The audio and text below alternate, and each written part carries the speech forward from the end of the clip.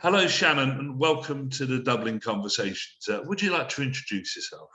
Sure thing. Hi, Andy. Thanks so much for having me. My name is Shannon Walker. I'm founder of Social Disruption. We're a creative comms and inclusive marketing consultancy. We help brands shape purposeful, diverse communications and specializing in adding more purpose into what we do in our industry. Welcome in. So let's go through what we call our 5 steps to the Dublin window to explore new ideas, new thinking, and how this relates to your experience and your views, and any new ideas that can emerge from our conversation.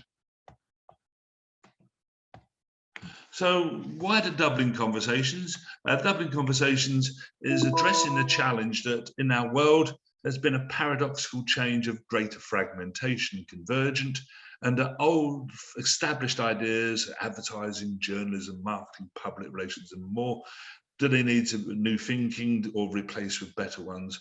And we have a great, immense opportunity with new knowledge. And so how can we co-create new ideas to both do our jobs better and rise to the challenge of tackling society's wider issues of great distrust, divisive tribalism, or not being able to come together to tackle our big challenges? And what if we could unlearn some of our existing ideas and be open to new ideas? So let's take a better look through the Dublin Conversations and our 5 steps to what we call the Dublin window.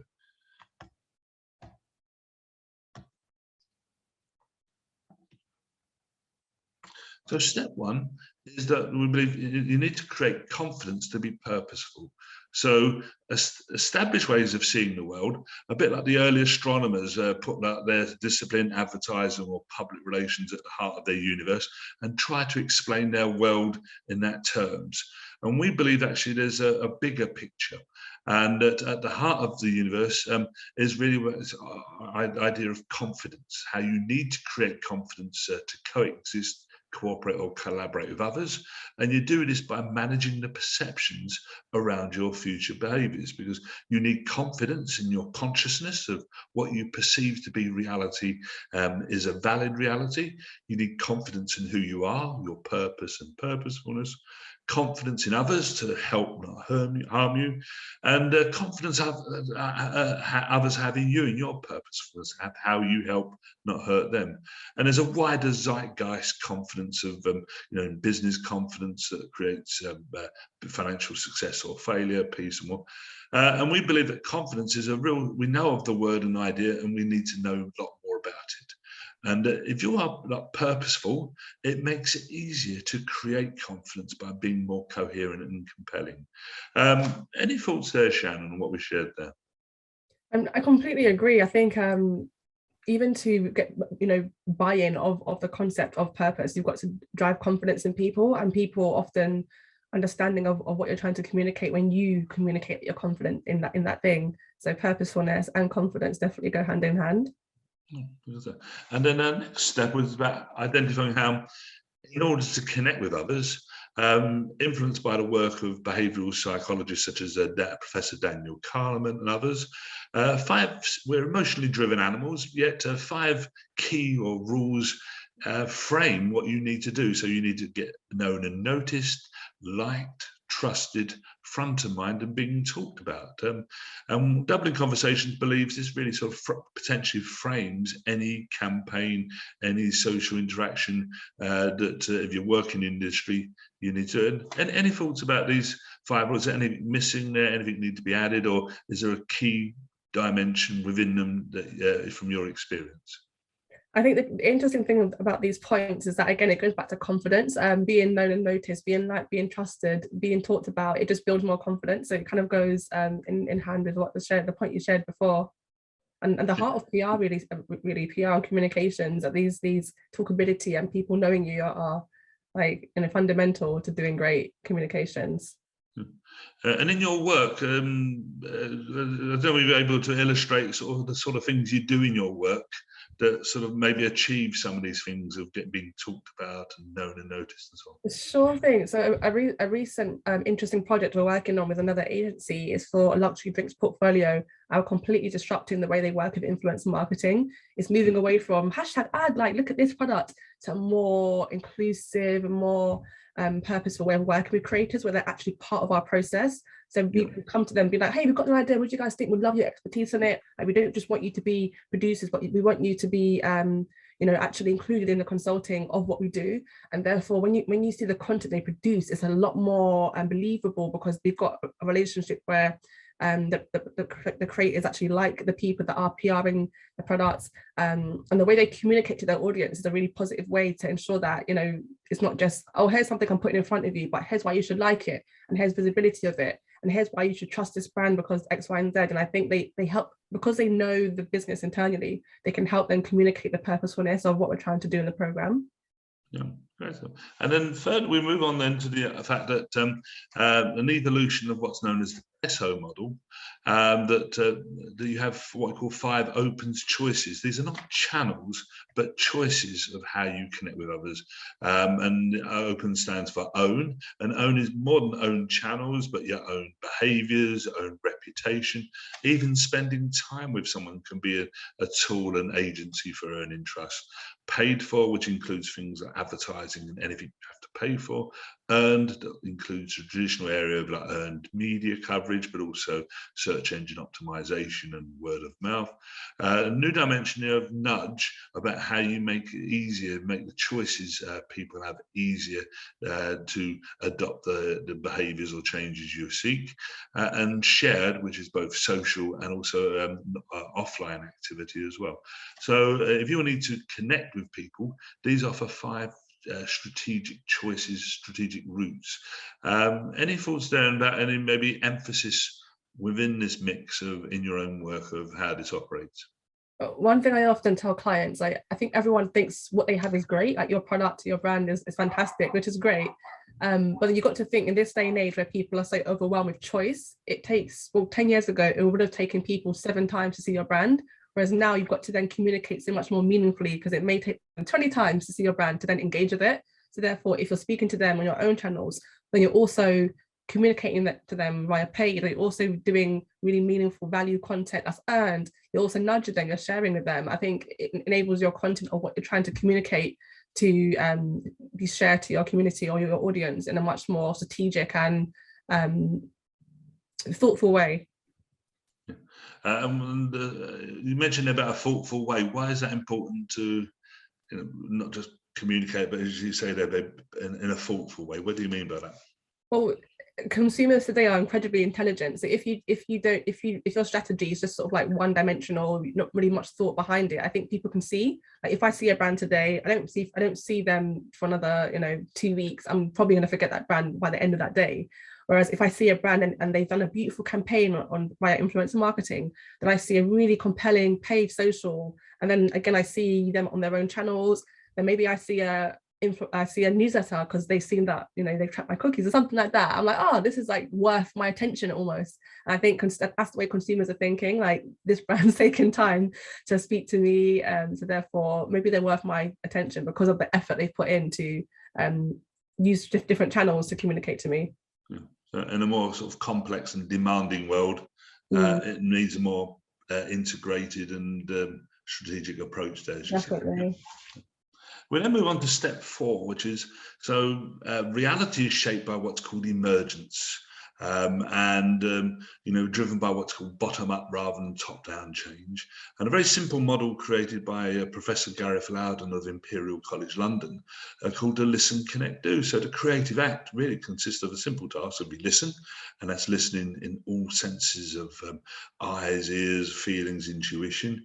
You connect, and do can be development of an idea to some sort of tangible manifestation. And what's also emerged in our environment is the label comms. And as I say, it's emerged, but without any formal definition. And so the Dublin Conversations is proposing that maybe comms could be defined as how you create confidence within yourself and with others to exist, coexist, cooperate, or collaborate by managing perceptions around your future behaviours, which believed to be fundamental, being purposeful. Just many thoughts about that, Shannon, about this idea of comms, because I think you may have used that term in your introduction. Yeah, I do use it quite a bit. Comms has definitely evolved as with each generation, with each new tech we have. It's enabled us to speak to people in more richer ways. So before we mainly spoke to people via print channels, where that now that's so much more digitized and people want to be heard back, and it's more like communications is two-way, whereas before it was like, right, brand got something to say, here you go to audience, whereas now it's like audience saying something back, okay, feeding that back into brand, okay, and it's back and forth. It's much more back and forth than it was perhaps like 5 or 10 years ago. So I think communications is continuously evolving and needs to be redefined. I love that reference of almost like a term, back and forthness. So we have the term two-way communication, but I think that emphasizes its multiplicity and complexity. And the point you said earlier, that whereas before maybe a rule of thumb might be you need 7 communications, now it's many more than that. And also what's emerged from the work of sociologists is that through their experiments they can almost establish universal laws of human behaviour, one of which is that 2 out of 3 people will help a stranger, which also means that 1 out of 3 doesn't. So it's not to make moral judgment here, but to highlight the sort of core instincts within our community, that some people are we-led, where you think of others first, and others are me-led, where you think of self-interest first. I just wonder if any thoughts about that, and how maybe these instincts could be the seed of maybe we-led being perhaps labelled a public relations approach, and me-led being labelled maybe an advertising approach. Just wondering any thoughts about that. I think definitely. I think one of the earliest, like even back to my university training, one of the earliest definitions and understanding I heard that differentiated advertising to PR was that advertising is what you say about you. It's very much me, like I'm great, pay £10,000 for an ad. I'm going to say how great I am. Whereas public relations is about the we, and the we is your community, your world, your customers, your touch point, and it's what others think. So therefore, to enable positive perceptions, or to enable that you help others have a positive perception of you, you have to then think about the people you're speaking that you want to influence to have positive perceptions. So therefore, you've got to be quite we focused and like actually just think more mindfully and more empathetically about positively impacting the we people, for them to have, to do good PR. So I think that's definitely one of the big differentiators between advertising and PR, that you've got to manage perceptions and have a we-led approach in order to do so. Yeah. And then lastly, step 5 is that we live in a world where there's what the Dublin conversations labelled purposeful trust. So there's a spectrum where some people are under-trusting, disengaged, and at the other extreme are people who are over-trusting, who have a worldview that's very narrow. It's maybe the basis for not only naivety, but dogma, prejudice, and sort of bias. And then this sort of middle zone where it's the stuff that enables people to exist alongside one another, buy and sell from one another, work together, is this asset called purposeful trust. And the danger is that if you abuse, tell lies, and so on, it undermines this trust. Likewise, every time you are truthful and honest and deliver, it feeds into this purposeful trust. And the Dublin Conversations has coined a term called regenerative comms. So that every time you do socially interact with others, you not only look to achieve your outcome of influence or whatever and earn confidence, but also replenish and enhance this purposeful trust and the wider social fabric that holds society together. So that we've got to move away from my role is just to sort of influence these people, but also maybe a double-barreled approach of I'm seeking maybe to influence, but also invest in our sort of social cohesion through this purposeful trust. I just wonder any thoughts there about this idea? No, that's so interesting. And I just keep going back to the society we live in. I think it's really important for comms people to look at how society is changing. Consumers are incredibly sophisticated and like just in tune with marketing, and tactics, etc. So therefore, we're now in an age where it's like put your money where your mouth is. Like we know PR is like spiel, and you can use PR to get your way. But I think consumers are understanding that brands are marketing to them to some degree, and therefore if you're saying that we're sustainable and we're this, we're that, and we're diverse, that's great, but consumers are not just going to, be spoon fed that. They want to see, where's the accountability, what are the actions, etc. So in regards to regenerative comms, I think that could actually help hold brands accountable, not just say, but also do. So that's quite interesting that both brands and consumers are moving towards that model where it is ensuring that every sort of campaign or communications can be backed up by something. It's not just what's the word? Like selfish, self-centered, or lip service. That's the that's the word I was looking for. It's not just lip service. Yeah. Okay, and then really, so at the end of our journey, like you've done the 5 steps, give you an opportunity maybe to step outside existing ways of seeing the world, such as advertising, public relations, and so on. Really, do you feel more confident about addressing this question our industry faces of what does better look like? I mean, how do you feel now? No, yeah, I think the points you shared definitely are integral to like moving forward as an industry and ensuring that our comms are more focused on people first rather than like profit or other agendas. Like, of course, as a business or a brand, it's really important to be sustainable and make profit, etc., etc. But without people, you can't do that. And I think it's really important that we do take into account the well-being of people and how powerful our comms and our gifts and marketing are in shaping the world. And the more we use it for good, the more we'll see better changes in our world. And what one or more things should maybe the Dublin conversations be or do different? Or what is it? What sort of feedback can you provide us? Well, that's a really interesting conversation. I think we spoke about it earlier. I'd love to see it brought to life in different facets. So you mentioned like an event or more visual. I think it could a conversation. There's other ways to communicate. A conversation isn't always verbal, or I think is